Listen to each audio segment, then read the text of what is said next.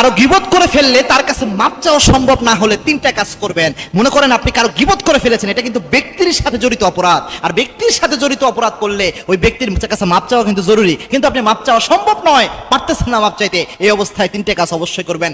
এক নাম্বার যেটা করবেন সেটা হচ্ছে তার প্রশংসা করবেন। যাদের সামনে গীবত করে ফেলছেন তাদের সামনে যেই তার প্রশংসা করবেন। যে ব্যক্তির গীবত করেছিলেন অনেক প্রশংসা করে আপনি দিয়ে আসবেন, কারণ এটা আপনার কাফারা হিসাবে হবে। আপনি তো আন্দাজে গীবত করে ফেলছেন, সর্বোচ্চ চেষ্টা করবেন যার গীবত করেছেন তার কাছে মাপ চাওয়ার জন্য।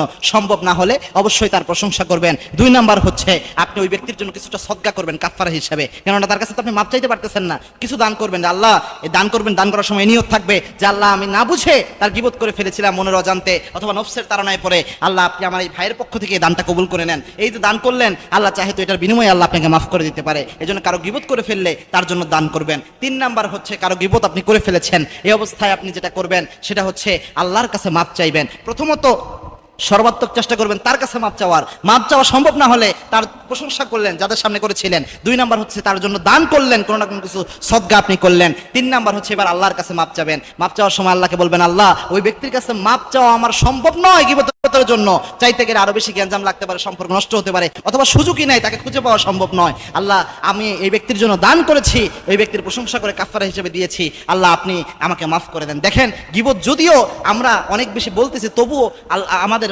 স্বাভাবিকভাবে মনের অজান্তে অনেক সময় গীবত হয়ে যায়। এজন্য গীবত থেকে আমাদের বেঁচে থাকা উচিত।